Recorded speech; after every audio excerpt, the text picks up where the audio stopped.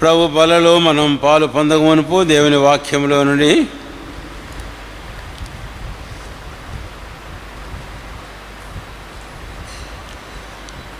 ఆదికాండము 49వ అధ్యాయం తీసుకుందాం.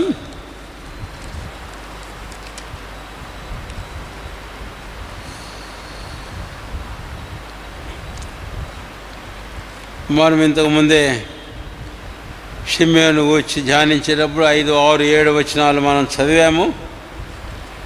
ఇప్పుడు మనం ఒక 7వ వచనం మాత్రం చదువుకుందాం అందరం కలిసి.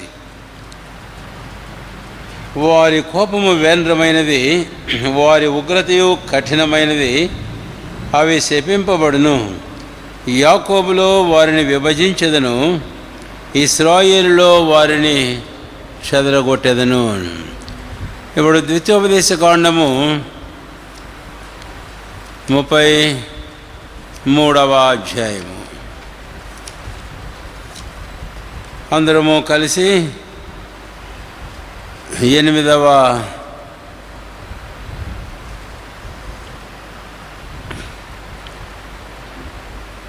వచనము మనము చదువుకుందాం.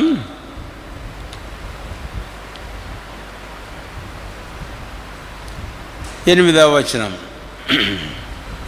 లేవిని గూర్చి ఇట్లా నేను తుమ్మీము నీ ఊరీము నీ భక్తునికి కలవు, మసాలో నీవు అతనిని పరిశోధించితివి, మెరీబా నీళ్ళ యొద్ద అతనితో వివాద పడితివి అని. మరలా మనం తర్వాత భాగానికి వద్దాం. 9, 10, 11 వచనాలకు కూడాను ప్రార్థన చేసుకుందాం. ప్రేమ కలిగిన మా తండ్రి, మా రక్షకుడైన యేసు ప్రభు వారి శ్రేష్టమైన నామమున మీకు వందనాలు చెల్లిస్తున్నాం. మా దోషములు బట్టి, మా పాపములు బట్టి మా పితరుడు ఆదాము మొదలుకొని నేటి వరకు వేరైనటువంటి వారమే. జీవవృక్షమైన మీరు, ప్రజాపతి అయిన మీరు మా పాపములు మా దోషములు మీకును మాకును అడ్డముగా వచ్చిన కారణాన ఈ లోకంలో నిర్దేవులంగా క్రీస్తులకు దూరస్తులంగా జీవిస్తూ ఉండిన వారం. ఆయనను ఇందు మూలంగా మాకు కలిగిన శ్రమను ద్వేషమును మీరు చూచారు, విన్నారు. మా పాపను బట్టి లోకంలో మేము ద్వేషించబడిన సంగతి, నింద అవమానమునకు పాత్రమైన స్థితిని మీరు చూచారు. పరమదేవుడవు, పరలోక భర్తవు. అంతేకాదు చూచి ఊరకుండలే మమ్మల్ని ప్రేమించారు. మీ ప్రేమ పారమైంది. ప్రేమించడమే కాదు, మాతో మీరు హత్తుకొనవలని ఉద్దేశించారు. ప్రేమగల మా తండ్రి, అందుకై మా కొరకే కల్పించిన సాధన మా ప్రభువైన యేసు క్రీస్తు వారిని బట్టి స్తోత్రాలు. ఈ రోజున మేము క్రీస్తునందలి సామాన్యమైన విశ్వాసం ద్వారా ఆ పరలోకపు ఇమ్మానుయేలు ఆయన యందు మేము మీతో అంటుకట్టబడ్డాం, ఐక్యపరచబడ్డాం, పాలివారలంగా చేయబడ్డాం. అంతేకాదు, మాకంటే ముందుగా మీతో పాలివారులైన అనేకులైన విశ్వాసులతో మేమును పాలివారంగా చేయబడి ఈ శ్రేష్టమైన అభివృద్ధి, దేవుని వల్ల కల వృద్ధితో మేము అభివృద్ధి పొందుతున్నాం, పోషించబడుతున్నాం, కాపాడబడుతున్నాం, భద్రపరచబడుతున్నాం, సంరక్షించబడుతున్నాం. అందుకై మిమ్మల్ని స్తుతిస్తున్నాం. క్రీస్తులోను తేజోవాసిన పరిశుద్ధుల స్వాస్థ్యంలోనూ మేము పాలివారులం. ఎందుకంటే మేము ఇక పరిజనం పరదేశం కాదు, దేవుని ఇంటి వారం. అందుకై మిమ్మల్ని ఆరాధించి ఘనపరుస్తున్నాం. ఇదంతా కేవలం మీరు ఉద్దేశించారు, మీ వల్లనే మా జీవితాల్లో జరిగింది. అందుకై మిమ్మల్ని ఆరాధిస్తున్నాం. అంగీకరించండి మా ఆరాధన, స్తుతి, స్తోత్రములను. ఈ ఉదయకాలం మీ బలిలో మేము పాలు పొందిన ఇంటిగా మా గమనాదించిన మీ వాక్యములుగా ఈ స్తోత్రాలు మాకు దీవించు. మాతో మీరు మాట్లాడమని మీకు ప్రార్థన చేస్తూ మీ స్వరం మాకు వినిపించు. మా అక్కరు కొద్ది మమ్మల్ని దర్శించు. మీ వాక్యం ఇచ్చుగా మీ అభిషేకం కోర్చు. శ్రద్ధగా విని గ్రహించి జీవితాలకు అన్వయించుకోవడానికి మీ సహాయం దయచేయండి. యేసు ప్రభు వారి శ్రేష్టమైన నామమును స్తుతించి ప్రార్థించి వేడుకొనుచున్నాము తండ్రి. ఆమేన్.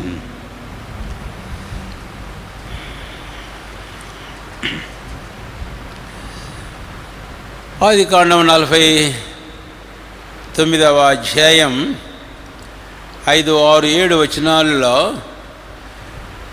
షిమ్యోను లేవిని గూర్చి యాకోబు పలికిన మాటలు మనం ధ్యానం చేశాం. అయితే 7వ వచనం మాత్రం మనము చదువుకున్నాం ఇందాక. ఎందుకంటే అక్కడ ఒక పదానికి మనము రావాల్సి ఉన్నాం. ఏంటి ఆ పదం? 49వ అధ్యాయం 7వ వచనం 3వ పంక్తి, అవి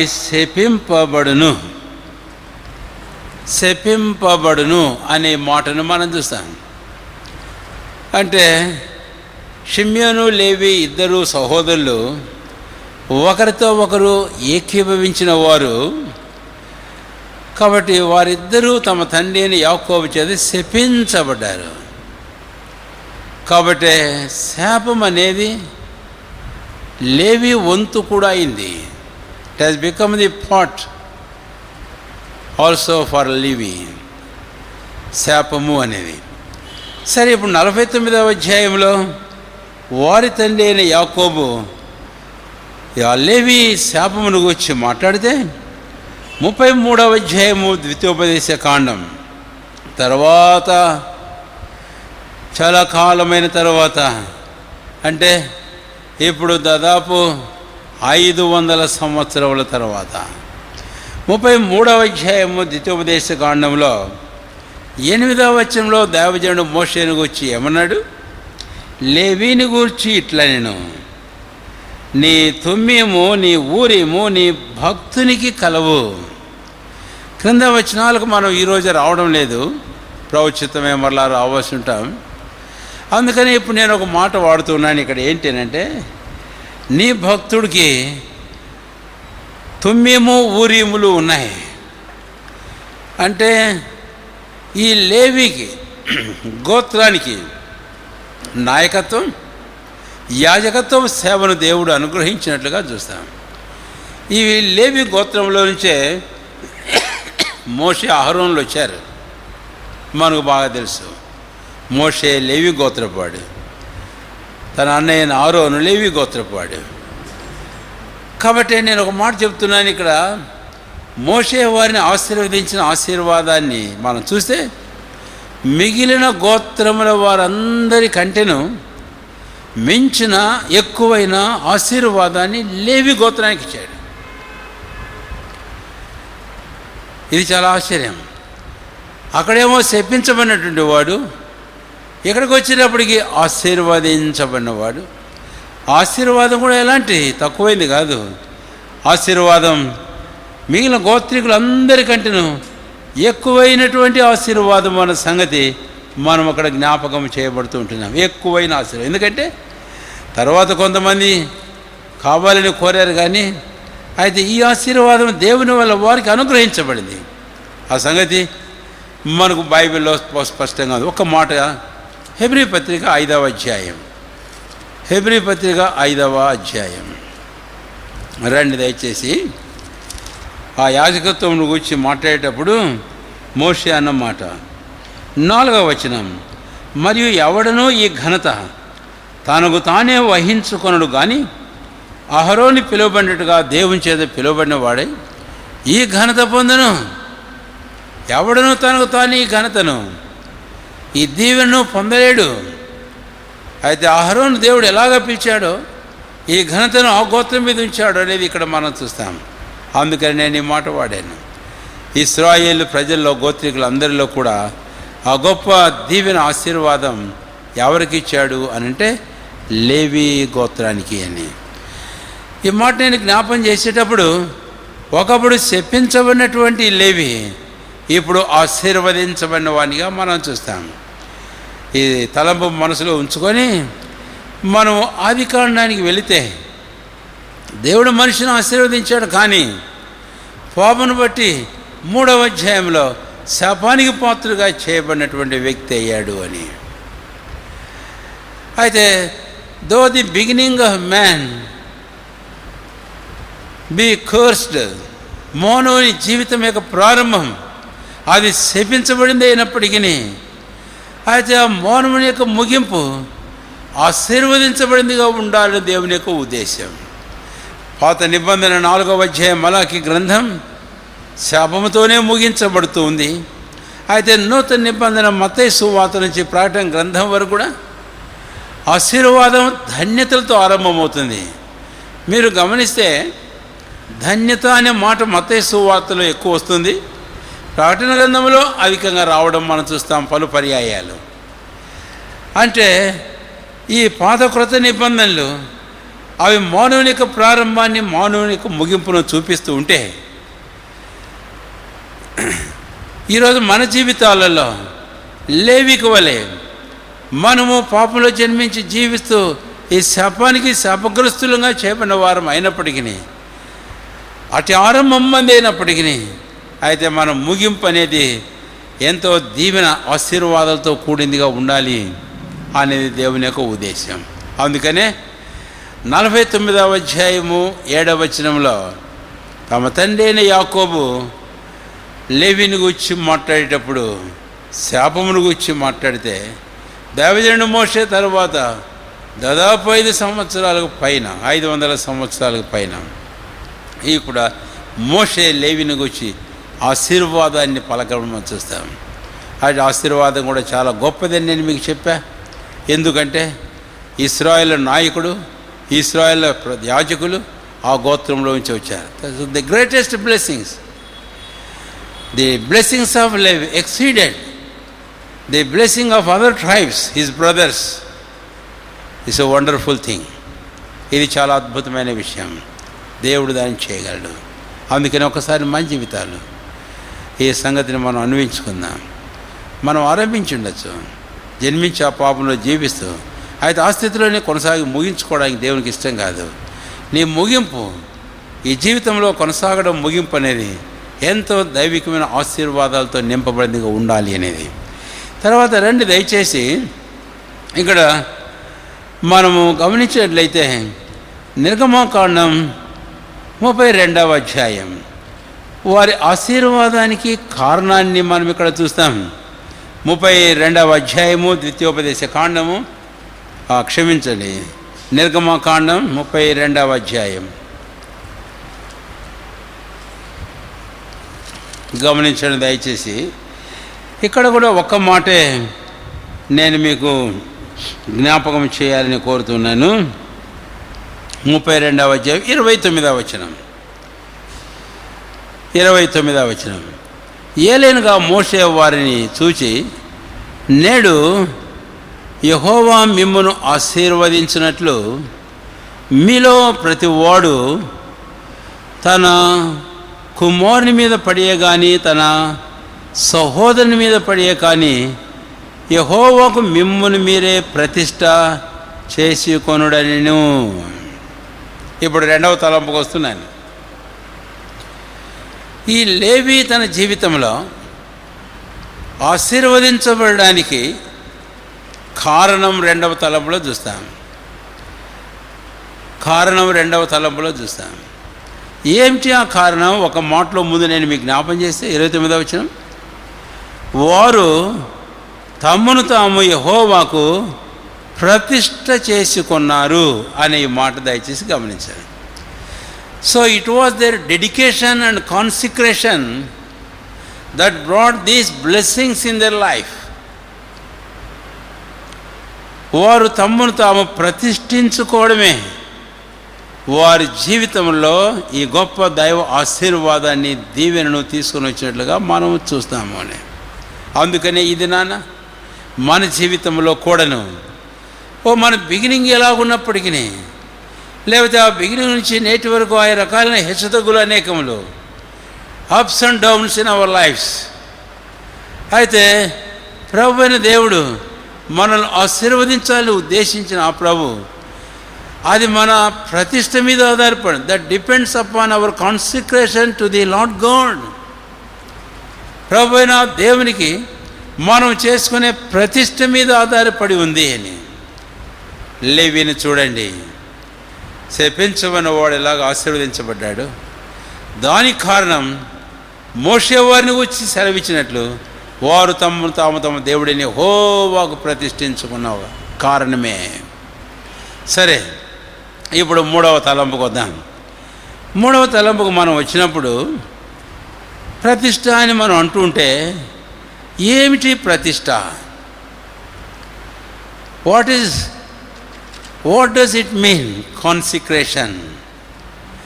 ప్రతిష్ఠించుకోవడం అంటే ఏమిటి అనే విషయానికి మనం రావాలి. అది మనం సరినితిగా అర్థం చేసుకోవాలి. నిర్గమకాండం 32వ అధ్యాయం 26వ వచనం చదువుతున్నాను. ఇప్పుడు ఇక్కడ ప్రతిష్ట అంటే ఏమిటి అనే విషయం మనం చూద్దాం.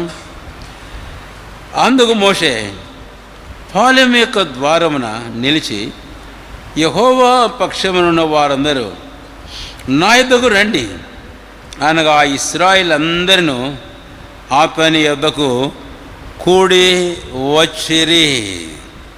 అతని యొద్దకు. ఇక్కడ రెండు మాటలు మీరు బాగా గమనించాలి. మోషే పాలెము యొక్క ఎక్కడికి వచ్చాడు? గుమ్మం ద్వారం దగ్గరికి వచ్చాడు. మోషే ఒక్కడు పాలెంలోంచి బయటకు వస్తున్నాడు, ద్వారం దగ్గరికి వచ్చాడు. వచ్చినప్పుడు ఇశ్రాయేలీయులను ఏమన్నాడంటే, ఎవరు యెహోవా పక్షంగా ఉన్నారో వారందరూ కూడా నా యొద్దకు రండి అని. ఆ ఒక మాట ఇప్పుడు జ్ఞాపం చేస్తున్నాను. ఒకటి ఏంటి అనంటే, we see here the calling which is extended to all the people in the camp. ఆ పాలెంలో ఉన్న ఇశ్రాయేలు ప్రజలందరికీ తన సేవకుడైన మోషే ద్వారా ఇచ్చిన పిలుపు అనే మాట చూస్తాం. పిలుపు. ఇప్పుడు రెండవది అంటే ప్రతిష్ట అంటే ఏంటో నేను మీకు జ్ఞాపం చేస్తున్నాను. 26వ వచనం రెండవది రండి, చివరి భాగం. వారందరూ నా యొద్దకు కూడి రండి అనగా లేవీలందరూ అతని యొద్దకు కూడి వచ్చిరి. పిలుపు. ఇప్పుడు లేవీలందరూ అతని యొద్దకు కూడి వచ్చారట. ఆ గోత్రంలో వారందరిలో కూడా లేవి గోత్రపు వారు కూడి వచ్చారు. అంటే పిలుపుకు వారి స్పందన, their answer to the call of God, that is the consecration. ఆ పిలుపునకు వారు స్పందించారు. ఆ స్పందనే వారి జీవితంలో. So what is the consecration? Consecration is responding to the call of God. దేవుని పిలుపునకు మనము స్పందించడమే. లేవి గోత్రం మాత్రమే వారు స్పందించారు, మిగిలిన వారు ఎవరు వచ్చినట్లుగా మనం చూడం. కాబట్టి ఇప్పుడు నేను 3 మాటలు నేను మీకు జ్ఞాపం చేశాను.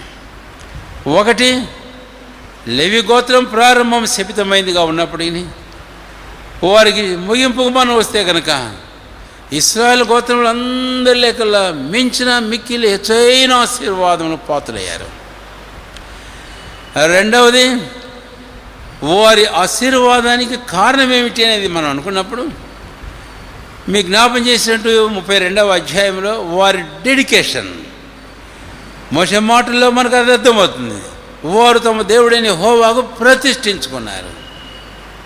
తర్వాత మూడవది, ఏమిటి ఆ ప్రతిష్ట అనే దానికి వచ్చినప్పుడు 32వ అధ్యాయం 26వ వచనంలో దేవుని పిలుపునకు వారి స్పందనే. సో ఎవరైనా సరే ఒక వ్యక్తి తన జీవితంలో ప్రభువైన దేవునికి ప్రతిష్ఠించుకోవడం అంటే ఏంటంటే, ప్రభువైన దేవుడు ఆ వ్యక్తిని పిలిచినప్పుడు ఆ పిలుపునకు తాను స్పందించడమే ఆ వ్యక్తి తాను ప్రభువైన దేవునికి ప్రతిష్ఠించుకోవడం అని. కాబట్టి ఇప్పుడు ఈ తలంపులు మన మనసులో ఉంచుకొని ఇక్కడ నుంచి నేను మరి 3-4 తలంపులు రావాలని కోరుతున్నాను. ఆ పిలుపు అనే మాట మనం గమనిస్తే బైబిల్లో పాత క్రొత్త నిబంధనలో పలు పర్యాయాలు మనం చూస్తాం దేవుని పిలుపును గూర్చి. ఆదికాండంలోనే మనం చూస్తాం 3వ అధ్యాయము 9వ వచనం. ఆదికాండం, ప్రభువైన దేవుడు ఆదాముని ఏం చేశాడంటండి? పిలిచాడు. 3వ అధ్యాయము ఆదికాండం 9వ వచనం. తీయండి మీ బైబిల్ 3:9. దేవుడిని యెహోవా ఆదామును పిలిచి, so God had called Adam. దేవుడు ఆదాముని పిలిచాడు. ఆదామునే కాదు, ఆ తర్వాత దేవుని వాక్యంలో మనం ఇంక సరే ఎన్నో సందర్భాలు మనకున్నా. ఇప్పుడు క్రొత్త నిబంధనగా మనం వద్దాం. మత్తయి సువార్త 11వ అధ్యాయము 28వ వచనం క్రొత్త నిబంధనలో. మత్తయి 11:28. నువ్వే కింద పెట్టు. మత్తయి సువార్త 11:28లో ప్రభువైన యేసుక్రీస్తు వారిగా పిలుపును గూర్చి మనం చూస్తాం. ఏమంటాడు అక్కడ? ప్రయాసపడి భారం మోయుచున్న సమస్తమైన జనులారా నా యొద్దకు రండి అని. ఇక్కడ మోషే ఏమన్నాడు? నా యొద్దకు రండి అని. అక్కడ ప్రభువైన యేసుక్రీస్తు వారు అదే అంటూ ఉన్నాడు అని. ఈ రోజున నాటి దినాలలో దేవుడు ప్రవక్తల ద్వారా నానా విధాలుగా మాట్లాడిన ఆ దేవుడు చివరి దినాల్లో హెబ్రీ పత్రిక 1వ అధ్యాయం 2-3 వచనాల ప్రకారం తన కుమారుని ద్వారా మనతో మాట్లాడుతున్నాడు. ఈ మధ్యాహ్నం ప్రభు నీతో ఏం మాట్లాడుతున్నాడు? ప్రభు నిన్ను పిలుస్తున్న పిలుపేమిటి? ఆదామును పిలిచిన దేవుడు మత్తయి 11:28లో ఆయన శరీరధారిగా భూమి మీద ఉన్న దినాల్లో జనముల సమూహంలో పిలిచిన దేవుడు, భూదిగంత నివాసులను పిలుచుతున్న ఆ దేవుడు ఈ మధ్యాహ్నం మందు నిన్ను పిలుచుచూ ఉన్నాడు. నీవు ఎవరువు? మత్తయి 11వ అధ్యాయం 28వ వచనంలో నీవు పాపని భారం మోయిచున్నవాడు, నీవు ప్రయాసంలో ఉన్నవాడు రెండవది, నీవు విశ్రాంతికి అవసరంలో ఉన్నవాడు మూడవది. ఈ 3 మాటలు నీ విషయం వాస్తవం కదా? ఆ జన్మించిన పాపం అనే భారం కింద నీ జీవితంలో ఉన్నా. రెండవదిగా అటు పాప భారం చేత నీ జీవితంలో విసిగి వేసారుతున్నావు. శ్రమ దుఃఖము నీ వంతుగా నీ భాగంగా ఉన్నాయి. అయితే ఇలాంటి వాడుగా నీ జీవితంలో you may be in quest of peace, rest in your life. నీ జీవితంలో నెమ్మది సమాధానం కొరకై వెతుకులాడుతున్నావు, తాపత్రయపడుతున్నావేమో. నీ విశ్రాంతి యొక్క అవసరం గురించి ఎరిగిన ప్రభు ఈరోజు నిన్ను పిలుచుచూ ఉన్నాడు. అందుకే దేవుడు తన కుమారుడిని క్రీస్తు యేసుని లోకాన్ని పంపించాడు. రండి మా అపస్తుల కార్యం 3వ అధ్యాయంలో నాడు పేతురు అపస్తులుడు ఇశ్రాయేలు ప్రజలను ఉద్దేశించి మాట్లాడాడు. 26వ వచనం. దేవుడు తన సేవకుని పుట్టించి మీలో ప్రతి వారిని వారి దుష్టత నుంచి మళ్లించడం వలన మిమ్మల్ని ఆశీర్వదించడం ఆయనను మాత్రం మీ ఎద్దుకు పంపిణీ చెప్పి. ఎందుకు దేవుడు పిలిచాడు అనే మాట ఇక్కడ అర్థం చేసుకోవాలి. ఆదామును దేవుడు పిలిచిన కారణం ఏమిటి? మనకు తెలుసు ఆదాము యొక్క పరిస్థితి. అయితే ultimately when God called Adam, God had a purpose for Adam to make a sacrifice for him and his wife and wear them with the wearings of skin. అంటే చర్మపు చొక్కాయలు వారు చేయించి ఆయన వారిని తొడిగించి వారి సిగ్గును దిగంబరుతున్న కప్పాలను ఉద్దేశం. అందుకే ఇక్కడ అంటాడు పేతురు అపొస్తలుడు 3వ అధ్యాయం 5వ వచనంలో మీలో ప్రతి వారిని వారి దుష్టత నుంచి మళ్లించడం వల్ల. అంతేకాదు మిమ్మల్ని ఆశీర్వదించడానికి ఆయన మొదటి మీదకు పంపాను. అల్టిమేట్గా ఆశీర్వాదం అనే మాట ఇక్కడ మనం చూస్తాం. ఈ మధ్యాహ్నం ఈ మాట విని నీవు ఎవరు వైరను? ఇదిగో చూడు, దేవుడు పంపిన తన కుమారుడైన ప్రభువైన యేసుక్రీస్తు వారు, ఆ ప్రభువైన యేసుక్రీస్తు వారు ఆయన మనల్ని ప్రేమించి తన ప్రాణాన్ని మన కొరకు బలిగా అర్పించి ఆయన సమాజీవుడు సజీవుడై తిరిగి లేచిన రక్షకుడు. ఆయన మనలో ప్రతి ఒక్కరిని మన పాప స్థితిని ఎరిగి దాని ఫలితమైన శ్రమ దుఃఖం ఎరిగి మన జీవితంలో విశ్రాంతి అవసరం యొక్క సంగతిని ఎరిగి ఆయన నిన్ను పిలుచుచూ ఉన్నాడు. నిన్ను మళ్లించడానికి పిలుస్తున్నాడు, నిన్ను ఆశీర్వదించడానికి పిలుస్తున్నాడు. కాబట్టి ఇప్పుడు ఈ మాటలో నేను ముగిసబోతున్నాను. ఈ మొదటి తలంపు ఒకటి దేవుడు పిలిచాడు. దేవుడు పిలిచిన ఉద్దేశం ఏంటంటే దేవుడు వారిని తమ దుష్టత్వం నుంచి మళ్లించడానికి, నిన్ను నీ దుష్టత్వం నుంచి, నీ వ్యసనం నుంచి మళ్లించడానికి, తిప్పడానికి. మూడవదిగా దేవుడు నిన్ను ఆశీర్వదించడానికి. So through Moses God is calling the people whosoever they may be. వారు ఎవరైనా సరే, పాలెంలో ఉన్నవారు, ఒక్క లేవి గోత్రాన్ని పిలవలే. మీలో ఎవరైనా యెహోవా పక్షంగా రాగోరు వారెవరో. ఏం జరిగింది అక్కడ? 32వ అధ్యాయం. మోషే ఆ పర్వతం నుంచి దిగి వస్తుంటుండగానే ఆ ఇశ్రాయేలీయులు ఆ ధర్మశాస్త్రంలో వ్రాయబడిన మొదటి మాటను, ఆజ్ఞ అతిక్రమించారు. తమ కొరకున ఒక దూడను చేసుకొని రాతి బొమ్మను దానికి పూజించి దానికి నమస్కారం చేసి భజనలు వాయిస్తూ వారు చెందులు వేస్తూ ఉంటున్నారు. తింటూ త్రాగుతూ ఆడుతున్నారు. వారు దేవుని ఆజ్ఞ అతిక్రమించిన వారు, దేవునికి విరోధంగా వారు పాపం చేసిన వారు. ప్రభువైన దేవుడు ఎప్పుడో చెప్పాడు. ఆదికాండం నిర్గమకాండం 21వ అధ్యాయంలో మనం చూస్తాం. 20వ అధ్యాయంలో దేవుడు ఆజ్ఞలు ఇచ్చినప్పుడు అన్నాడు, భూమి మీద దేని స్వరూపాన్ని మీరు పూజించకూడదని. అయితే వీరు ఏం చేశారు ఇప్పుడు? కాబట్టి ఇలాంటి స్థితిలో ఉన్నటువంటి వారిని దేవుడు మోషే ద్వారా పిలుస్తున్నాడు, రండి ఎవరైనా సరే మీరు యెహోవా పక్షంగా ఉన్నవారు నా యొద్దకు రండి, పాలెం ద్వారం దగ్గరికి రండి అన్నాడు. అప్పుడు లేవి గోత్రపు వారు వచ్చారు. వారు ఆశీర్వదించబడడానికి అదే కారణం. ఈ మధ్యాహ్నం ప్రభు నిన్ను పిలుస్తున్నాడు. రాగోరుతావా? నిశ్చయంగానే నీ వ్యసనం నుంచి విడిపిస్తాడు, నీకు నెమ్మది ఇస్తాడు, అందుకే నీ దుష్టత్వం నుంచి మళ్ళిస్తాడు, నీకు ఆశీర్వాదమును ఇస్తాడు. తర్వాత మరొక తలంపుకు మనవుదాం. నిర్గమకాండం దయచేసి రండి, 32వ అధ్యాయం. నిర్గమకాండం 32వ అధ్యాయము, 32వ అధ్యాయము నిర్గమకాండం 26వ వచనం.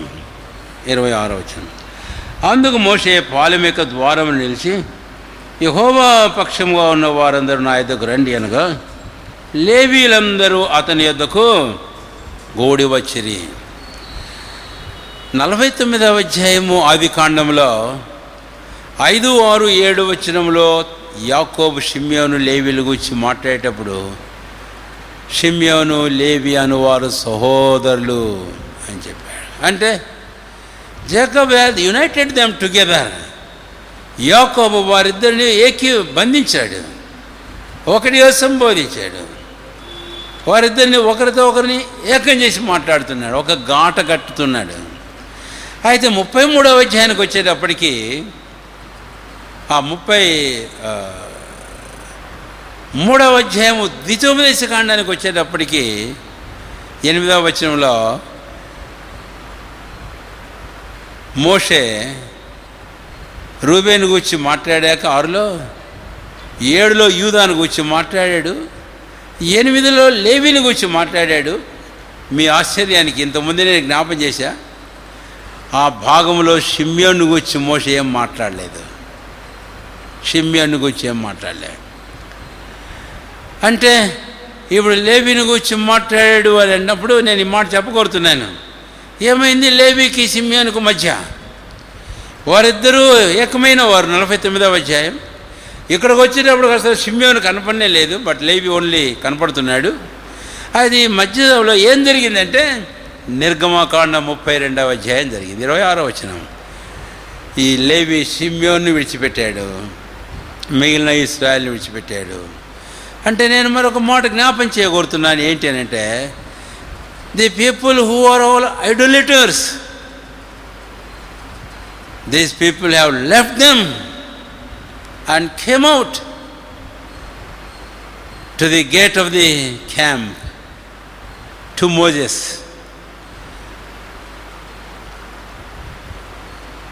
ఆ పాలెపు ద్వారం దగ్గర మోషే దగ్గరికి వీరు వచ్చారు, లేవీలు. వారందరినీ విడిచిపెట్టారు, షిమ్యోను కూడా విడిచిపెట్టాడు. వారిద్దరూ ఏకీవించారు.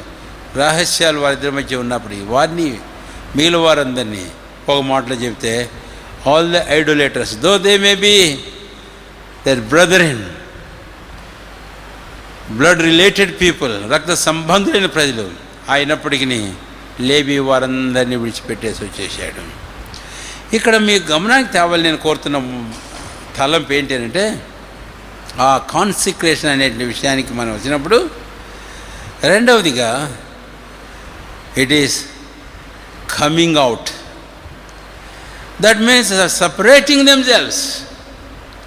ఇది బయటికి రావడం అనగా వారు తమను తాము వేరు చేసుకోవడం. ఇది ప్రతిష్ట. ఈరోజు నీవు ఆశీర్వదించబడాలి అని అంటే second rule or second principal of God is separation, that is included in that word dedication or consecration. So what does consecration means? It is separating yourself from such an idolater people, not only Gentiles but also maybe the fellow believers. అన్యులే కాదు, చాలాసార్లు విశ్వాసులు కావచ్చు. ఎందుకు? బైబిల్లో కేవలం విగ్రహారాధన అనేది భౌతికమైనటువంటి విగ్రహములకు పూజించడం అనేది కాదు. మరి భక్తుడు యోహాను తాను మొదటి పత్రిక రాసేటప్పుడు చిన్నపిల్లలు అని చెబుతూ 5వ అధ్యాయం చివరికి వెళ్ళేటప్పటికీ చిన్నపిల్లలారా విగ్రహముల జోలికి పోకుడి. రండి 1వ యోహాను 5వ అధ్యాయం. యోహాను రాసిన మొదటి పత్రిక 5వ అధ్యాయం. 5వ అధ్యాయము చివరి వచనానికి రండి. 21. చిన్నపిల్లారా. ఎవరి చిన్నపిల్లలంటే వారు వయసును బట్టి చిన్నపిల్లలు కాదు, వారు దేవుని పిల్లలు. విగ్రహముల జోలికి పోకుండా, విగ్రహాలు ఉన్నాయి, తర్వాత వాడి జోలికి పోకుండా టేక్ కేర్, జాగ్రత్తగా ఉండు అని. ఆ చిన్నపిల్లల విగ్రహాలు ఏంటి? అనేకములు ఉన్న ఒకటి నేను మీకు జ్ఞాపం చేస్తాను. దాని ఆధారంగా మీరు ఇంకా కొన్ని సంగతులు అర్థం చేసుకోగలరు. కొలసీ పత్రిక 3వ అధ్యాయం 5వ వచనం. కావున భూమి మీద ఉన్న మీ అవయములను అనగా జారత్వమును, అపవిత్రతను, కమాతులతను, దురాశను, విగ్రహారాధన అయిన ధనాపేక్షను చంపివేయుడి. ఆ మాట, విగ్రహారాధన అయిన ధనాపేక్షను చంపివేయుడి. ధనాపేక్ష ఇక్కడ విగ్రహారాధన అని చెబుతున్నాడు. ఇంకా ఈ అపేక్షలైనను రక్షించమని మన క్రైస్తవ జీవితములలో ప్రభుకు, ఆయన ఆత్మకు, ఆయన వాక్యానికి వేరైన విరుద్ధమైన ప్రతికూలమైన ఆశలు, అపేక్షలు మరి ఏవైనను అవి దేవుని పిల్లలను మన జీవితాల్లో మనకు ఒక విగ్రహమే. అటు విగ్రహారాధనైన ధనాపేక్షను మీరు విసర్జించండి అని. ఇలాగంక అనేక విషయాలు మీరు చూడండి. చిన్నపిల్లల విగ్రహాలు ఇవే. అందుకనే ఈరోజు రక్షించమని మన క్రైస్తవ జీవితంలో ఇట్టి వారి నుంచి మనల్ని మనం వేరు చేసుకోవలసిన వారంగా ఉన్నాము అని. అందుకనే ప్రభువైన దేవుడు తన ప్రజలైన వారిని అలాగా పిలుస్తూ వచ్చినట్లుగా మనం చూస్తాం. రండి యెషయా గ్రంథం 2వ అధ్యాయం. ఇక్కడ ఇశ్రాయేలీయుల యొక్క విగ్రహాలు మనం ఎరుగుదాం. రండి యెషయా గ్రంథం 2వ అధ్యాయము. ప్రభువైన దేవుడు తన ప్రవక్త ద్వారా వారితో మాట్లాడుతూ ఇలాగంటాడు. 2వ అధ్యాయము 5వ వచనం. యాకోబు వంశస్థులారా రండి, మనం యెహోవా వెలుగులో నడుచుకుందాం. ఎక్కడి నుంచి రమ్మంటున్నాడు? 6వ వచనం. యాకోబు వంశము ఈ జనం తూర్పున నుండిన జనుల సాంప్రదాయాలతో నిండుకొని ఉన్నారు. వారు ఫిలిస్తీయుల వలె మంత్ర ప్రయోగం చేస్తారు, అన్యులతో సహవాసము చేస్తారు. 7వ వచనం. వారి దేశం వెండి బంగారంతో నిండి ఉన్నది. ఇలాగా 8వ వచనం. వారి దేశం విగ్రహములతో నిండి ఉన్నది. 11వ వచనం. నరుల అహంకార దృష్టి, మనుషుల గర్వం అనగదొక్కబడింది. ఇలాంటివన్నీ మనం చూస్తాం. ఇట్టి పరిస్థితిలో ఉన్న ఇశ్రాయేలు ప్రజలను ప్రభువైన దేవుడు ఈ 2వ అధ్యాయం 5వ వచనంలో పిలుస్తుంటాడు. రండి యాకోబు వంశస్థులారా రండి. వీరిని గురించి మనం 23వ అధ్యాయం సంఖ్యాకాండాన్ని వెళితే చక్కని మాట చూస్తాం. 9వ వచనంలో ఏమంటాడు తెలుసా? ఆ బిలాము వారిని గూర్చి వారిని చూచినప్పుడు బాలాకు వారిని శపించడానికి బిలాము తెచ్చుకున్నాడు. అప్పుడు బిలాము వారిని చూసిన తర్వాత ఆ కొండ మీద నుంచి ఇశ్రాయేలు గురించి ఒక మాట అంటాడు. ఏమన్నాడు తెలుసా? వారు జనముల్లో లెక్కింపబడరు, వారు ఒంటిగా ఉండి జనం. అంటే వారు ఇతర జనాలతో కలవరు, ఏకీభవించరు. They are a special people, a separated people from the people of this world. ఈ లోకపు జనులు ప్రజల్లోంచి వారు వేరైన ఒక విశేషమైన ప్రత్యేకమైన జనం వారు. ఆ తర్వాత అంటాడు, వారు ఎంత అందంగా ఉన్నారో, బారులు తీరి కాలువలో ఒడ్డు నాటి చెట్ల వలె. అంటే Balaam was speaking of their beauty. వారి సౌందర్యం, సొగసును గురించి మాట్లాడుతున్నాడు. ఎక్కడుందండి సొగసు, సౌందర్యం? అది వారి వేరు చేసుకున్న అనుభవంలోనే ఉంది. అదే ప్రతిష్ట. ఈ మధ్యాహ్నం మన జీవితాలకి తలంపు తెస్తున్నాడు కదా, ఇటు వేరు చేసుకున్న అనుభవం కలిగి ఉన్నామా అని. అక్కడ చూసాం కొలసి 3వ అధ్యాయంలో సంఘానికి పౌలు అపొస్తలుడు రాస్తూ అంటాడు, విగ్రహారాధన అంటే ఏమిటో. ఆ తర్వాత ఇక్కడ చూస్తాం ఇశ్రాయేలు ప్రజలతో ఉద్దేశించి ప్రవక్త అయిన యెషయా మాట్లాడుతూ విగ్రహాల గురించి, వారు తూర్పు దేశ విజయుల సాంప్రదాయాలు, ఫిలిస్తీయుల మంత్ర ప్రయోగాలు, అన్యుల సహవాసాలు, అంతేకాదు వారి విగ్రహములతో వారు వేక్కివించి పూజించడం, ఇంక ఇతరమైనవన్నీ మీరు చదవండి. ఇట్టి వాటి నుంచి ప్రభు అయిన దేవుడు పిలుస్తూ ఉన్నాడు. సరే, ఇక్కడ ఇలాగుంటే పాత నిబంధనలో, ఇక మనం క్రొత్త నిబంధనలకు వచ్చినట్లయితే కనుక పౌలు అపొస్తలుడు కొరింథీయులకు రాస్తూ 2వ పత్రిక 6వ అధ్యాయంలో ఆయన మాట అంటాడు సంఘమునకు. 2 కొరింథీ 6వ అధ్యాయం రండి దయచేసి త్వరగా. 2 కొరింథీ 6వ అధ్యాయం. మనకు కొన్ని వచనాలు కలిసి ఉన్నాయి. తెలుగులో 16 నుంచి 18 వరకు ఉన్నాయి. అయితే ఆ మధ్యలో భాగం దయచేసి గమనించండి. నేను వారిలో నివసించి సంచరింతును, నేను వారి దేవుడినయిందును, వారు నా ప్రజలయిందురు. అసలు ఏంటి 2 మాటలు, 2 పంక్తులు? 7వ అధ్యాయం 1వ వచనానికి మనం వస్తే, ప్రియులరా మనకు ఈ వాగ్దానములు ఉన్నవి. దేవుని స్తోత్రం. These are the promises of God, the precious promises of God. దేవుని ప్రశస్తమైన అమూల్యమైన వాగ్దానాలు. ఏంటి ఆ వాగ్దానం? నేను మీలో నివాసం చేస్తానని వాగ్దానం చేస్తున్నాడు. నేను మీకు దేవుడిని ఉంటానని వాగ్దానం చేస్తున్నాడు. మీరు నాకు ప్రజలు ఉంటారు, నేను మిమ్మల్ని ప్రజలుగా అంగీకరిస్తానని వాగ్దానం చేస్తున్నాడు. ఇలాంటి అనేకమైన వాగ్దానాలు మనం చూస్తాం. అయితే ఆ వాగ్దానాలు అయిన తర్వాత ఇప్పుడు ప్రభు వారితో మాట్లాడుతున్నాడు. కావున అంటే ఇటు వాగ్దానాలు మీవి కావడానికి, ఈ దీవెనలు మీరు కావడానికి, ఇటు ఆశీర్వాదాలు మీరు అనుభవించడానికి మీ జీవితాల్లో మీరు ఏం చేయాలి? వారి మధ్య నుండి బయలు వెళ్ళి ప్రత్యేకముగా ఉండుడి. ఆ మాట గమనించండి. Come out and be separate. This is the dedication. This is the consecration. So God is secondly calling us to separation, to come out and to be separate. వేరే ప్రత్యేకముగా ఉండుడి అని ప్రభు పిలుస్తున్నాడు. ఇది పౌలు అపొస్తలుడు రాశాడు. అయితే అపొస్తలుల కార్యం మనం 3వ అధ్యాయానికి మనం వెళ్ళినట్లయితే కనుక 2వ అధ్యాయానికి పేతురు అపొస్తలుడు ఇంకా ముందే చెప్పాడు ఆ మాట గురించి. ఆ నూతనంగా రక్షించబడి బాప్తిసంలో పాలు పొందిన దేవుని ప్రజలు ఉద్దేశించి అపొస్తలుల కార్యములు 2వ అధ్యాయం దయచేసి 40వ వచనం. ఇంకనూ అనేకమైన విధములైన మాటలతో సాక్ష్యమిచ్చి మీరు మూర్ఖులకు ఈ తరము వారికి వేరై be ye separate from this evil generation. ఈ మూర్ఖులు, ఈ వంకర జనం, సర్ప సంతానానికి మీరు వేరే. కాబట్టి ఇది is calling for the separation of the people of God. Israel are today the Israel of God. ఆ రోజున ఇశ్రాయేలీలు, ఈ రోజున దేవుని ఇశ్రాయేలుకు ప్రవహిస్తున్నటువంటి పిలుపును మనం చూస్తాం. రెండవదిగా secondly God is calling us all to come out and be separate. వేరే ప్రత్యేకంగా ఉండమని ప్రభు అయిన దేవుడు మనల్ని పిలుస్తూ ఉన్నాడు అని. చివరిగా ప్రకటన గ్రంథాన్ని మనం వెళితే ఈ పిలుపు కూడా ప్రారంభం నుంచి చివరి వరకు మనం చూస్తాం.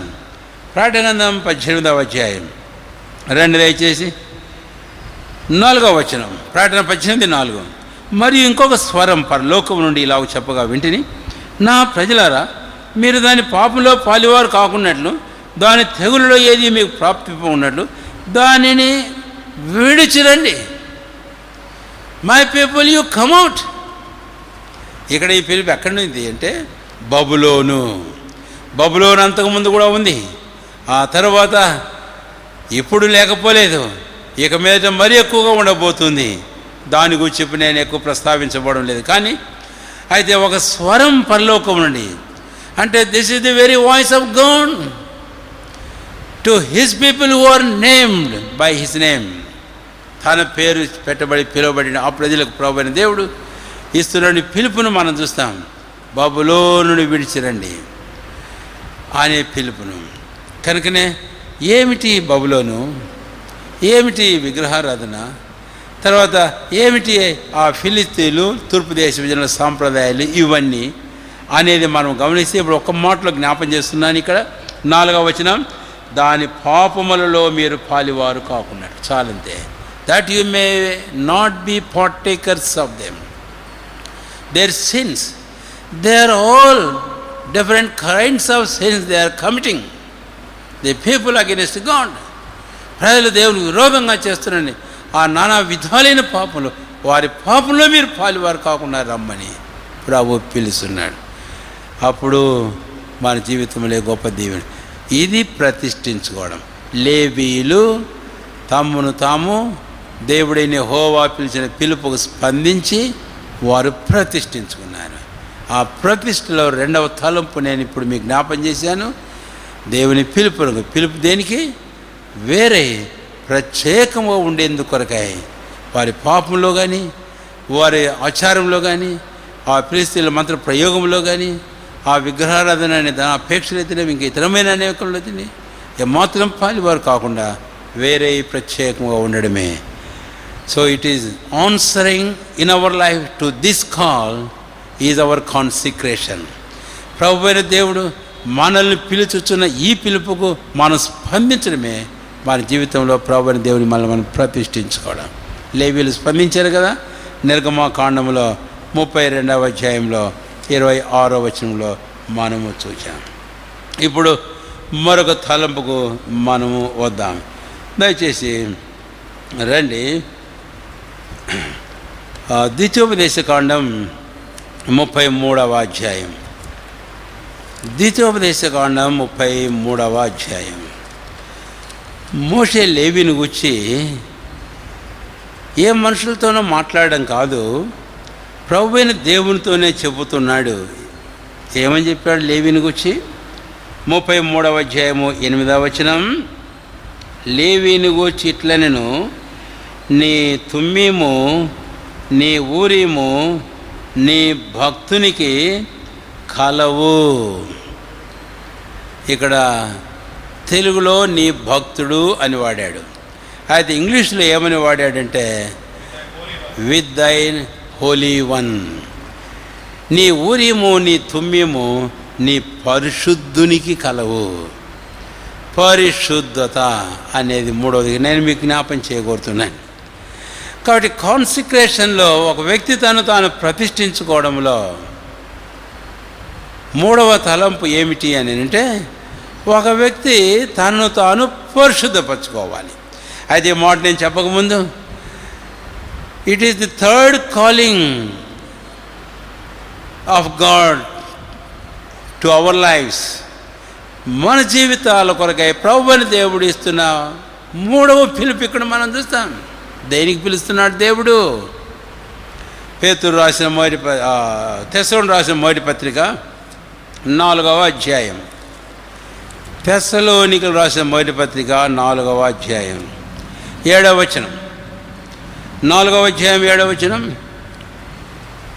వీటన్నిటి క్షమించండి, పరిశుద్ధులవుటకే దేవుడు మనల్ని పిలిచెను కానీ అపవిత్రులుగా ఉండుటకు పిలవలేదు. 3వ వచనంలో చూస్తే సరే పరిశుద్ధులవుటే దేవుని చిత్తం అంటాడు. జారత్వానికి దూరంగా ఉండడం. ఆ తర్వాత 4-5 వచనాలలో తన ఘటాన్ని పరిశుద్ధతను కాపాడుకోవాలని అంటాడు. దేవుని చిత్తం అంటాడు. 2 సార్లు ఆ మాట రావడం చూస్తాం, దేవుని చిత్తం. ఇప్పుడు 7వ వచనంలో దేవుడు మనల్ని పిలిచాడంటాడు. So God is calling us according to his will.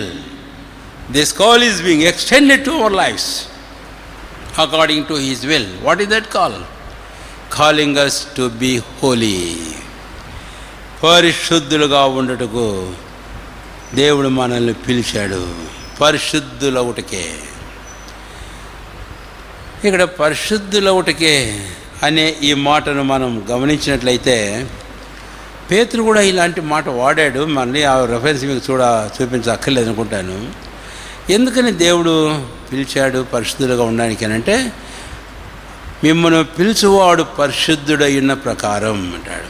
కాబట్టి ఇప్పుడు నేను 3 మాటలు వాడతాను ఒక సీక్వెన్స్, ఒక క్రమంలో. 1, మనల్ని పిలిచే దేవుడు పరిశుద్ధ దేవుడు. 2వది, మనల్ని పిలిచే పిలుపు ఆయన చిత్త ప్రకారమైంది, అంటే according to his will and according to his character అని చెబుదాం. ఆయన లక్షణాలు, ఆయన చిత్తాన్ని బట్టి పిలుస్తాం. 3వది, ఆయన పిలుస్తున్నాడు దేనికంటే ఆయన పరిశుద్ధులైన ప్రకారం మనమును పరిశుద్ధిలో ఉండడానికి ఆయన పిలుస్తున్నాడు. కాబట్టి ఆయన పరిశుద్ధుడు కాబట్టి. 2వది, ఆయన ఇష్టము, ఆయన చిత్తము కాబట్టి. 3వదిగా మనం ఆయన చిత్త ప్రకారం ఉండడానికి కొరకాయ పరిశుద్ధులవుటికి ఆయన మనల్ని పిలుచుచూ ఉన్నాడు అని. సరే, ఇప్పుడు ఈ పిలుపునకు విశ్వాసులైన మనం మన జీవితాల్లో స్పందించాలి. ఇక్కడ షిమ్యోను లేవీలను గూర్చి మరలా 49వ అధ్యాయం ఆదికాండానికి పోగానే యాకోబు వారిని గూర్చి అన్నటువంటి మాటల్లో మనం గమనించినట్లయితే, వారు ఎలాగ శపించబడ్డారు అనే విషయాన్ని గురించి మనం చూస్తే, వారు తమ జీవితాల్లో చేసినటువంటి బలత్కారం, చేసినటువంటి దోషములు, వారి పాపములు మన గమనానికి తేపడతాయి. అయితే లేవి ఇప్పుడు అట్టి వాటి నుంచి తను వేరు చేసుకోవడమే కాదు, ఇప్పుడు తను పవిత్రపరచుకోవడం అనేది మనం చూస్తాం. తనను పవిత్రపరచుకోవడం. కాబట్టి 3వదిగా ప్రతిష్ఠించుకోవడం అనే మాటలో లేవీలో మనకు ఏం అర్థమవుతుంది అని అంటే, మనల్ని మనము పరిశుద్ధపరచుకోవడం, to make holy. So God is holy and his will is that we should be holy, and his call is for us to be holy. కాబట్టి దేవుడు పరిశుద్ధుడు, మనం పరిశుద్ధులు ఉండాలని ఆయన చిత్తం, మనం పరిశుద్ధులు కావాలని మళ్ళీ పిలుచుచున్నాడు. కాబట్టి పిలుపుకి ఈరోజు మా జీవితాల్లో స్పందిద్దాం. ఒకసారి మనం పరీక్షించుకుందాం. మనం ఎక్కడైనా అపవిత్రపరచబడ్డామా? లోకము, మలినము, శరీరం మనల్ని అంటిందా?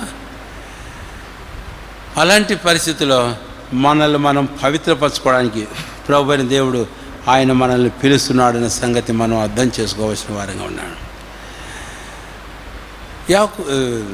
మోషే ఎప్పుడైతే పిలిచాడో లేవీలు వారు వేరే వచ్చేసేసారు. వేరే వచ్చిన తర్వాత మనం లేవి గోత్రాన్ని వచ్చి మనం గమనిస్తాం. వారికి దేవుడు ఒక చక్కని ఆధిక్యతనిచ్చాడు. అది నేను ఇందాక చెప్పా, గొప్ప ఆశీర్వాదం అని. అదేమిటంటే యాజకత్వం. ఆ యాజకత్వం మనం ఆలోచించేటప్పుడు వారు ఎలాగా పవిత్రపరచబడ్డారో అనే మాట మనకు తెలుసు.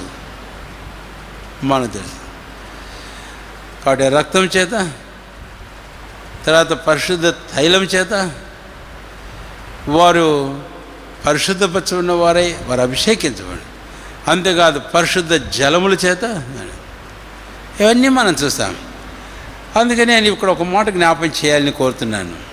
ఏంటి అని అంటే, ఇప్పుడు ప్రతిష్ఠించుకోవడం అనేది ఏంటో నేను 3వ తలంపు జ్ఞాపకం చేస్తున్నాను. అంటే ఒక వ్యక్తి తనను తాను పవిత్రపరచుకోవడము అనేది. నువ్వు రక్షించబడ్డావు, బాప్తిసం పొందాము మనం. అయితే మన జీవితాలలో ఈ లోకంలో, శరీరంలో జీవిస్తున్నాం కాబట్టి ఎక్కడైనా, ఎప్పుడైనా ఏ మాలిన్యమైనా, అపవిత్రత అయినా మాటల ద్వారానో, చూపుల ద్వారానో, తలంపుల ద్వారానో, క్రియల ద్వారానో మన నడవడి ద్వారానో మనం అపవిత్రపరచబడితే వెంటనే మనల్ని మనం పవిత్రపరచుకోవాలి. కాబట్టి ప్రతిష్ట అనే పదానికి మరొక మాట ఏంటి అంటే, ఒక వ్యక్తి దేవుని పిలుపునకు స్పందించి తన్ను పవిత్రం చేసుకోవడాన్ని అది లేవీయులు చేశారు. వారు ఇష్టపడ్డారు. మనం చూస్తాం, మోషే అహరోను కుమారుడు తీసుకొచ్చి ఆ తర్వాత ప్రత్యక్ష గుడారం, సేవోపకరణములను, ఇంకా లేవీలను ఎలాగ ఆయన పవిత్రపరిచాడో ప్రతిష్ఠించాడో. కాబట్టి ఈ మధ్యాహ్నం ఒకసారి మనం పరీక్షించుకుందాం. మనల్ని పిలుచుచున్న ప్రభు పరిశుద్ధుడు. ఆయన మనం పరిశుద్ధులుగా ఉండాలని ఆయన యొక్క చిత్తము. తర్వాత అందుకే ఆయన మనల్ని పిలిచాడు, అపవిత్రులంగా ఉండడానికి కాదు. కాబట్టి మొదటి పత్రిక 4వ అధ్యాయం 7వ వచనం తెస్సలోనికలు గుర్తుంచుకుందాం. పరిశుద్ధుల మోటికే దేవుడు మనల్ని పిలిచిన కానీ అపవిత్రుల మోటు కాదు. కాబట్టి ప్రతి అపవిత్రత నుంచి మనం కడుగు. ఇప్పుడు ఒక మాటకి ఇప్పుడు జ్ఞాపం చేసి ముగింపు వెళ్తాను. The process of sanctification or making a person holy. ఒక వ్యక్తి తను పవిత్రునిగా పరిశుద్ధునిగా చేసుకునే పద్ధతి ఏమిటి అనేది బైబిల్లో మనకున్నాయి. ఒక 51వ కీర్తన కన్నా మనం చదివితే చాలు. తర్వాత దావీదు జీవితం సందర్భాన్ని మనం ఎరుగుదాం. నేను 2-3 మాటలు జ్ఞాపం చేస్తాను. ఒకటి ఏంటి అనంటే, ఒక వ్యక్తి తన అపవిత్రత మాలిన్యాన్ని గురించి, తన తప్పిదములు పొరపాట్ల గురించి పశ్చాత్తాపడదు. Repenting of his uncleanness or failures in his life. Repenting, పశ్చాత్తాపడదు. అందుకనే 38వ కీర్తన 18వ వచనంలో దావీదు ఒక మాట అంటాడు, I feel sorry for my sin. నా పాపమును గురించి నేను విచారించుచున్నాను. మొదటిది. రెండవది ఏంటి అని అంటే, మేకింగ్ కన్ఫెషన్ విత్ మౌత్. నోటితో దాని గురించి ఒప్పుకోవడం. మనం చూస్తాం, నోటితో దాని గురించి ఒప్పుకోవడం. దావీదు అదే చేశాడు. నేను నా పాపములు కప్పుకోక నేను ఒప్పుకుందని అనుకుంటుని అని అప్పుడే చెప్పగలిగాడు ఒక మాట, యెహోవా నా పాప దోషములన్నింటినీ పరిహరించాడు. రెండవది. మూడవదిగా మరొక మాట ఏమిటి అని అంటే, believing. It is faith that శాంక్టిఫైస్ us. అపొస్తలుల కార్యంలో 15వ అధ్యాయం 9వ వచనంలో ఆ మాట మనకు రాయబడిందండి. అపొస్తలుల కార్యంలో 15వ అధ్యాయము 9వ వచనం, వారి హృదయములను విశ్వాసం వలన పవిత్రపరిచి. విన్నారన్నమాట, పవిత్రపరిచారు దేవుడు వారిని. అన్యుల గురించి మాట్లాడి ఇక్కడ బిలీవింగ్ అన్నప్పుడు ఏమిటి? 2-3 మాటలు మీకు చెప్పాలి. ఒకటి, ప్రభువైన యేసుక్రీస్తు రక్తమునందలి విశ్వాసం. రెండవది, ఆయన వాక్యమునందలి విశ్వాసం మా జీవితంలో అవసరం. ఎందుకంటే ఆయన రక్తాన్ని మనల్ని పవిత్రపరిచేది, ఆయన వాక్య ఉదకం మనకు స్నానం చేయించేది. అంతేకాదు, ఆయన ఎందలి మన విశ్వాసం వల్ల పవిత్ర. సందేహించవద్దు, సంశయించవద్దు.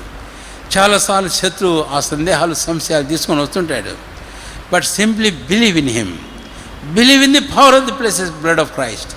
Believe in the power of the word of God. అంతేకాదు, believe in the ministry of the word of God, spirit of God. పరిశుద్ధాత్మ పరిచర్యందు నువ్వు విశ్వాసం ఉంచు. ఆయన ఏం చేస్తున్నాడు తెలుసా? 2 కొరింథీ 3వ అధ్యాయం 17-18 వచనాల్లో పరిశుద్ధాత్మ పరిచయం వచ్చి పౌలు అపొస్తలుడు మాట్లాడుతూ మాట ఇలాగంటాడు, ప్రభువుగా ఆత్మ చేత మీరు ఆ పోలిగ్గానే మార్చవచ్చు. కాబట్టి మనల్ని పరిశుద్ధపరిచేవాడు పరిశుద్ధాత్మ. అందుకనే పౌలు కొరింథీయులకు రాసిన మొదటి పత్రిక 6వ అధ్యాయం 11వ వచనంలో మాట్లాడాడు, ప్రభువైన యేసుక్రీస్తు నామమునందును ఆయన ఆత్మ యందును మీరు పరిశుద్ధపరచబడిన వారే. So we need to trust in the power of precious blood, trust in the cleansing power of God's word, trust in the cleansing ministry of the spirit of God మన జీవితాల్లో. This is the process. So we need to repent, we need to confess and we need to believe. పశ్చాత్తాపడి నోటితో ఒప్పుకొని హృదయంలో విశ్వసించినట్లయితే నిశ్చయంగానే మనం పవిత్రపరచం. ఇందాక నేను 2వ కొరింథీ చదివేటప్పుడు 6వ అధ్యాయంలో 7వ అధ్యాయం 1వ వచనానికి వచ్చింటి, ఆ వచనం ఇప్పుడు చదువుతున్నాను. 2వ కొరింథీ 7వ అధ్యాయం 1వ వచనం. ప్రియులారా, మనకు ఈ వాగ్దానములు ఉన్నవి గనక దేవుని భయముతో పరిశుద్ధతను సంపూర్తి చేసుకొనుచు శరీరమునకును ఆత్మకును కలిగిన సమస్త కల్మషం నుండి మనలను పవిత్రులుగా చేసుకుందాం. Let us purify or sanctify అన్నమాట. This is the part of consecration. Levi చేసిన పని ఇదే. అందుకనే మోషే లేవిని గురించి ఏమన్నాడు? లేవి నీ పరిశుద్ధుడు, thy holy one, which means you have made him holy. And he also obeyed, he was also willing to be sanctified or to be made holy. పరిశుద్ధపరచబడడానికి, పవిత్రుడు కావడానికి కొరకే లేవి ఇష్టపడ్డాడు. ఈరోజు మన జీవితాలలో ప్రభు మనల్ని పిలుస్తున్న పిలుపు ఏంటని జ్ఞాపం చేశారు. 3వదిగా ఆ పిలుపు మనం స్పందించిన వారమై మన జీవితంలో పవిత్రపరచుకోవడానికి ఇష్టపడితే నిశ్చయంగానే ఈ పద్ధతి ప్రకారం మనం పవిత్రపరచబడతాం. అది ప్రతిష్ఠించుకోవడం. చివరిగా నేను ఈ మాట జ్ఞాపం చేస్తున్నాను. రండి, నిర్గమాకాండం 32వ అధ్యాయం. నిర్గమాకాండం 32వ అధ్యాయం. 32వ అధ్యాయం నిర్గమాకాండం.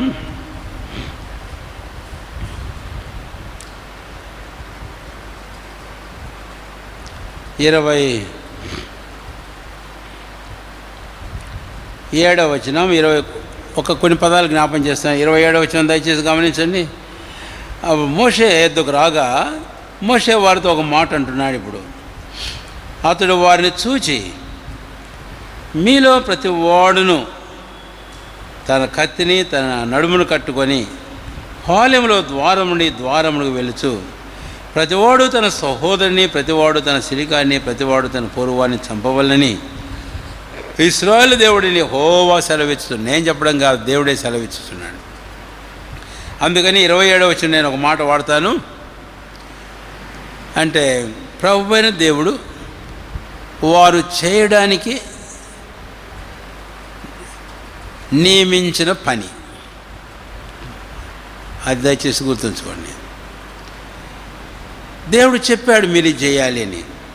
28వ వచనానికి వస్తున్నాను ఇప్పుడు.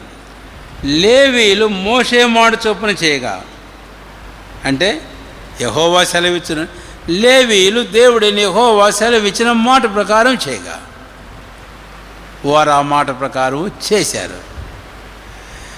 చేసి ఆ తర్వాత ఏం చేశారు అనేది మనం గమనించినట్లయితే కనుక 28వ వచనం చివరిలో, ఆ దినమున ప్రజల్లో ఇంచుమించు 3,000 మంది కూలిరి అన్నారు. గమనించండి, ఇక్కడేమో 3,000 మంది కూలారు. అపొస్తలుల కార్యములు 2వ అధ్యాయానికి మనం వచ్చినట్లయితే కనుక 41వ వచనంలో, ఆ దినమున ఇంచుమించు 3,000 మంది రక్షించబడ్డారు. 3,000 మంది బాప్తిసం పొందారు. ఇక్కడ ఈ ప్రజలు వారి అవిధేయతను బట్టి, చేసిన పాపాన్ని బట్టి 3,000 మంది ఆ దినం కూలితే, అక్కడ క్రీస్తునందలి విశ్వాసాన్ని విధేయులు కావడాన్ని బట్టి ఒక్క దినం 3,000 మంది రక్షించబడ్డారు. సరే, ఇప్పుడు నేను ఆ తలంపుకు వెళ్ళడం లేదు. కానీ ఇక్కడ 32వ అధ్యాయంలో లేవి ప్రతిష్టలో 4వ తలంపు, ప్రతిష్ఠించుకోవడం అంటే ఏమిటి మన జీవితాల్లో అనే దానికి దేవుడే యెహోవా చేయమని ఒక పని నియమించాడు. 28వ వచనంలో లేవీలు ఆ ప్రకారం చేశారు. తద్వారా మోషే వారిని కూర్చున్నాడు, వారు తమను తాము యెహోవాకు ప్రతిష్ఠ చేసుకోండి. కాబట్టి 4వ తలంపు, it is God's call for every individual to a appointed mission or ministry or work. అంటే ప్రభువైన దేవుడే నియమించిన, ఏర్పాటు చేసిన ఒక పని, దాన్ని చేసేందుకు కొరకై ప్రభువైన దేవుడు వారిని పిలుస్తున్నాడు. మరలా లేవి గోత్రానికి వచ్చి ఒక మాట మీకు జ్ఞాపం చేయాలి. ఇందాకనే చెప్పాను, లేవీలో నుంచి మోషే వచ్చాడు, లేవీలో నుంచి అహరోను వచ్చాడు. ఆ తర్వాత లేవీలను మనం చూస్తాం.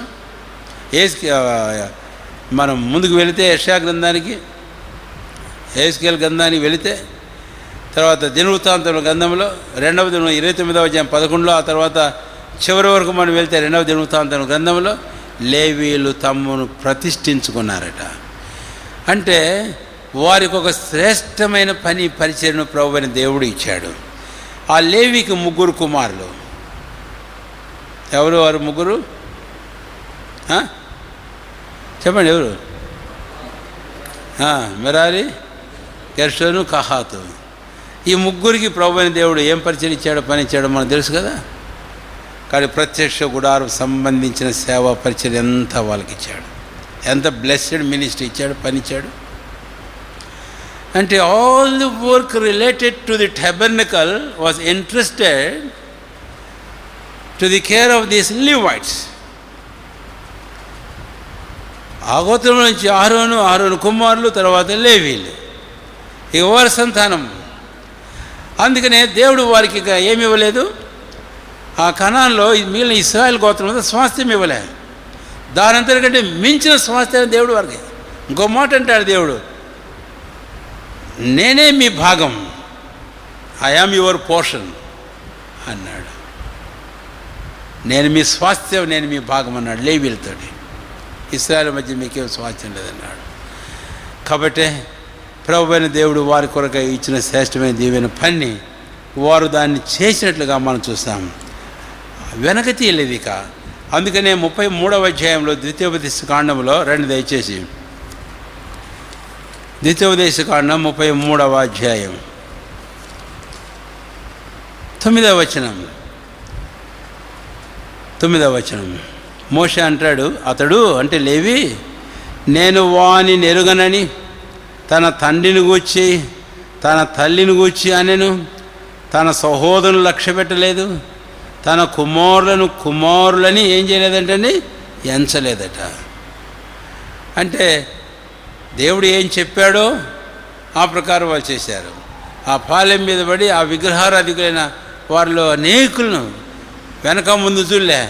మా గోత్రమా, వారి గోత్రమా, ఈయన గోత్రమా, తండ్రి తల్లి లేకపోతే సహోదరులని కూడా చూడలే, సిమ్యోనీలని కూడా చూడలే. యాకోబు అన్నాడు కదా వారి సహోదరులని చూడలే. కాబట్టి దేవుడు వారికి సెలవిచ్చిన ఆ పని వారు చేశారు. అలాగూ చేయడమే ఒక వ్యక్తి తాను ప్రభువైన దేవునికి ప్రతిష్ఠించడం. So whatever the call was given to this tribe of Levi through Moses, they have performed. వారు చేశారు ఆ పనిని, తద్వారా వారు తమ. కాబట్టి ఈరోజు చివరిగా నేను జ్ఞాపకం చేస్తున్నాను, రక్షణ పొందిన దేవుని ప్రేరణ మన జీవితాల్లో ప్రభువైన దేవుడు మనల్ని పిలుచుచున్నాడు. దేనికి పిలిచాడు మనల్ని? రండి ఇప్పుడు 2-3 వచనాలు చూద్దాం. రోమిలు రాసిన పత్రిక 12వ అధ్యాయం 1వ వచనం.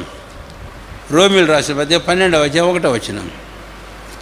పౌలపస్తులు రోమాలోని సంఘానికి పత్రిక రాస్తుంటాడు. కాబట్టి సహోదరులారా, పరిశుద్ధమును దేవునికి అనుకూలమునైన సజీవ యాగముగా మీ శరీరములను ఆయనకు సమర్పించుకోండి, దేవుని వాత్సల్యమును బట్టి మిమ్మను బతిమాలు కొనుచున్నాను. ఇట్టి సేవ మీకు యుక్తమైంది.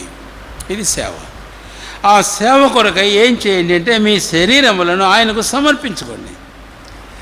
అది కూడా దేన్ని బట్టి బతిమాలుతున్నా? దేవుని వాత్సల్యాన్ని బట్టి. దేవుడి మేల్లో చూపిన ఆయన వాత్సల్యాన్ని జ్ఞాపం చేసుకోండి. అంటే మన జీవితాల్లో మనం సమర్పించుకోవడానికి ఆధారం దేవుని మన ఏళ్ళు చూపిన వాత్సల్యమే. అటు వాత్సల్యాన్ని బట్టి మనల్ని మనం ప్రభువైన దేవునికి సమర్పించుకోవాలి. మన దేహములను సజీవ యాగముగా ఆయనకు సమర్పించుకోవాలి. ఎందుకు దేహాలు అంటే వారు ఏదో బొల్లర్పించినట్లు మనం కూడా మన దేహాలు ఆయనకు అర్పించాలన్నా? కాదు. మరి ఏమిటి? కొరింథీయులు రాసిన మొదటి పత్రిక 6వ అధ్యాయం. కొరింథీయులు రాసిన మొదటి పత్రిక 6వ అధ్యాయం 6వ అధ్యాయము 20వ వచనం చదువుతున్నాను. 19వ వచనం పోవడలేదు. ఇక విలువబెట్టి కొనబడిన వారు కనుక మీ దేహముతో దేవుణ్ణి ఏం చేయనట? మహిమపరచుడు. మీ దేహముతో దేవుని. కాబట్టి మీ శరీరము సజీవ యాగంగా సమర్పించుకోండి అంటే ఏదో బలిపీఠం మీద కాల్చబడడానికి అప్పగించుకోవడం అని కాదు దీని అర్థం. ఒకసారి ఒక వ్యక్తి ఏం చేశాడంటే, దేవుడు నాకు అది చేశాడని కొంచెం ఉప్పొంగిపోయి ఉద్రేకంతో ఊరెల్పటికి వెళ్ళి ఒక రాయి మీద చేయబెట్టి కత్తి తీసుకుని ఒక ఏలు తగ్గొట్టుకున్నాడు. ఇది దేవునికి అని. అది పనికి వస్తుంది. దేవునికి ఆ ఏలు చచ్చిపోయిన ఏలు, తెగిపోయిన ఏలు కూలిపోతుంది. అందుకే సజీవయాగముగా అంటే ఈ సజీవయాగం ఏమిటి? ఏం చేయాలి? 1 కొరింథీ 6:20 స్పష్టంగా చెబుతుంది, మీ దేహములతో దేవుని మీరు మహింపరచండి.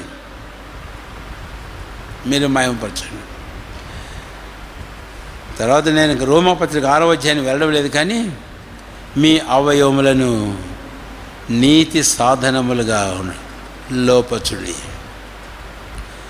సాధనాలు అన్నప్పుడు ఒక మాట ఉంది ఇంగ్లీష్లో, యాజ్ సర్వెంట్స్ అంటూ రైచియస్నెస్. అంటే మన దేహము అవయవములను ఆ ప్రభువైన దేవునికి నీతికి సేవకులుగా దాసులుగా సంపూర్ణంగా లోపరుచుకోవాలి.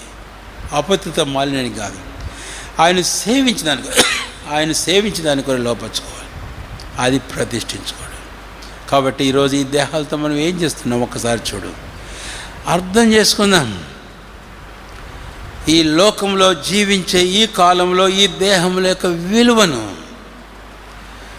అంతేకాదు ఆ దేహముల యొక్క ఉద్దేశాన్ని, దేవుడు అనుగ్రహించిన ఉద్దేశాన్ని అర్థం చేసుకుందాం. అది యేసయ్య జీవితంలో తన్ను గూర్చిన తన సొంత మాటల్లో మనం చూద్దాం.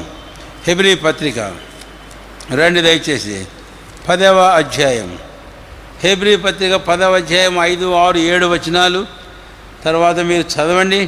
కానీ ఇప్పుడు నేను కొన్ని మాటలు జ్ఞాపం చేస్తున్నాను. 5వ వచనంలో ఆ మధ్యలో ముందుగా ప్రారంభంలో లోకమందు ప్రవేశించినప్పుడు, యేసయ్య లోకానికి వచ్చినప్పుడు ఎలాగొచ్చాడు? 5వ వచనం మధ్యలో, నాకు ఒక శరీరమును అమర్చితివి, ఆయన శరీరంలో రక్తమాంసంతో లోకంలో జన్మించాడు. తర్వాత 7వ వచనం ఎందుకు వచ్చాడు? రాయబడిన ప్రకారం దేవా నీ చిత్తం నెరవేర్చడానికి ఇదిగో నేను వచ్చున్నాను అన్నాడు. కాబట్టి ఈరోజు మన దేహం మన అవయములతో ప్రభువైన దేవుని యొక్క చిత్తమును మనం నెరవేర్చాలి. అసలు ఏమిటి ఆయన విషయంలో దేవుని చిత్తం? 10వ వచనం, యేసుక్రీస్తు యొక్క శరీరం ఒక్కసారి అర్పింపబడిచేదా ఆ చిత్తమును బట్టి మనం పరిశుద్ధపరచబడినాం. యేసుక్రీస్తు యొక్క శరీరం ఒక్కసారి అర్పించబడి, అది దేవుని యొక్క చిత్తం. ప్రభువైన యేసుక్రీస్తు వారు ఎలాగో తాను అప్పగించుకున్నాడో మనకు తెలుసు. ఆయన యుగంలో సమాప్తిని ఒక్కసారి తాను అర్పించిన బలి. అట్లా చేయడం ద్వారా అల్టిమేట్గా ఏం చేశాడంటే, he served his father's will and he finished his father's will, fulfilled and finished his father's will. ఆయన తండ్రి చిత్తాన్ని ఆయన సేవించాడు, తండ్రి చిత్తాన్ని ఆయన నెరవేర్చాడు, ఆయన తండ్రి చిత్తాన్ని సంపూర్ణం చేశాడు. ఎందుకు? ఏంటి తండ్రి చిత్తం? ఇందాక కూడా మనం ఆ 3వ తలంపులు అనుకుంటాను మనం తలంచాం. పరిశుద్ధులుగా ఉండడానికి దేవుడు మనల్ని ఏం చేశాడండి? పిలిచాడు. 2వ తలంపులో పిలిచాడని, కనుక అది దేవుని చిత్తమని. కాబట్టి లోకంలో అనేకులు క్రీస్తు విశ్వాసం ద్వారా పరిశుద్ధులు కావడం దేవుని యొక్క చిత్తం. కాబట్టి ఇప్పుడు ఆ చిత్తమును ప్రభువైన క్రీస్తు నెరవేర్చాడు తన దేహం అందు. అందుకని ఇక్కడ ఆ మాట రాయబడింది ఏమని? 10వ వచనంలో, ఆ చిత్తమును బట్టి మనం పరిశుద్ధపరచబడినాం. కనుకనే యేసయ్య ఆ ప్రకారం చేశాడు. నీ చిత్తము నెరవేర్చుకు నేను వచ్చాను. కాబట్టి మాటలు గుర్తుంచుకున్న వారమే మన జీవితంలో ఈ ప్రకారం మన శరీరమును ప్రభువుకు సమర్పించుకుందాం. 2వ తిమోతి చివరిగా ఈ మాట జ్ఞాపం చేసి ముగించుకోరుతున్నాను. రండి, 2వ అధ్యాయం. ఎన్నోసార్లు మన అవయవములు మన దేహములు ఈ లోకంలో ఈ శరీరం మందు జీవించే ఈ కాలం. 2వ తిమోతి 2వ అధ్యాయం 21వ వచనం చదువుతున్నాను, చూడండి మీ బైబిల్లో. ఎవడైనను వీటిలో చేరక తను తాను పవిత్రపరచుకొని ఎడల వాడు పరిశుద్ధపరచబడిన వాడై ఇప్పుడు యజమానుడు వాడుకొండకు అర్హమై ప్రతి సత్కార్యమునకు సిద్ధపరచబడి ఘనత నిమిత్తమైన పాత్ర అయ్యుండును. ఈరోజు ఆ ప్రకారం మన జీవితాల్లో ఉండ ప్రభు కనికరించు ఘనత నిమిత్తమైన పాత్ర. కాబట్టి ఇందాక హెబ్రీ పత్రిక నేను మీకు జ్ఞాపం చేశాను. 5వ హెబ్రీ పత్రిక 2వ అధ్యాయం నేను మీకు జ్ఞాపం చేసింది. ఇంకా ముందు యాజకత్వ ఘనతను 5వ అధ్యాయంలోనే ఆ ఘనతను 4వ వచనంలో వారి మీద ఉంచాడన్న. అంటే ఈ లేవీలు ఏం చేశారంటే ప్రభువైన దేవుని సేవించే ఘనత నిమిత్తమైన పాత్రైనారు. ఈ ఘనత వారికి దేవుడు అనుగ్రహించాడు. ఈరోజు ఈ తలంపులు మన హృదయంలో ఉంచుకున్నట్టు వారమై మనల్ని మనం ప్రతిష్ఠించుకుందాం. కాబట్టి ప్రతిష్ట అనేది ఏమిటి? వాడు శపించబడినటువంటి లేవీలు ఆశీర్వదించబడ్డారు. ప్రారంభం శాపగ్రస్తమైనదిగా ఉంది, ఆ ముగింపు ఆశీర్వదించబడిందిగా ఉంది. రెండవది, వారి శాపం ఆశీర్వాదంగా మార్చబడడానికి కారణం ఏమిటి అని అంటే, వారు తమ దేవుడిని యెహోవాకు ప్రతిష్ఠించుకోవడం. మూడవది, దేవునికి ఒక ప్రజ కానీ ఒక వ్యక్తి కానీ ప్రతిష్ఠించుకోవడం అంటే ఏమిటి అనేది నేను మీకు జ్ఞాపం చేశాను. ఆ భాగంలో ఇప్పుడు 4 తలంపులు జ్ఞాపం చేశాను. ఈ మధ్యాహ్నం ఈ మాట విని నీవెవరైనా ఇంకా నిన్ను దుష్టత్వం నుంచి మళ్ళించి ఆశీర్వదించడానికి లోకానికి వచ్చిన ప్రభువైన క్రీస్తునందు నువ్వు విశ్వాసం ఉంచలేదా? నేడైనా రా, రక్షించబడు, ప్రభువుని నమ్ముకో. విశ్వాసులు మన జీవితాలు మనం పరీక్షించుకుందాం. ఆయన మనల్ని పిలుస్తున్నాడు సపరేషన్ కొరకాయి, వేరుగా వండుకొని. ఆయన మనల్ని పిలుస్తున్నాడు పరిశుద్ధుల మోటుకి. ఆయన మనల్ని పిలుస్తున్నాడు ఆయన సేవించడానికే. This is the calling of God. Dedication ఏంటి? ప్రతిష్ఠించుకోవడం అంటే దేవుని పిలుపునకు స్పందనే. కాడి రక్షణ కొరకు నిన్ను పిలుస్తున్నాడు, స్పందించు. రక్షించమని నీవు వేరే ప్రత్యేకముడి పిలుస్తున్నాడు, స్పందించు. అంతేకాదు, మనము పరిశుద్ధులంగా ఉండడానికి కొరే ప్రభు మనం పిలుస్తున్నాడు, స్పందించు. అంతేకాదు, ప్రభువుని సేవించేందుకునే ప్రభు మనం పిలుస్తున్నాడు, స్పందించు. Your answer to the call of God, whatsoever call may be given to you.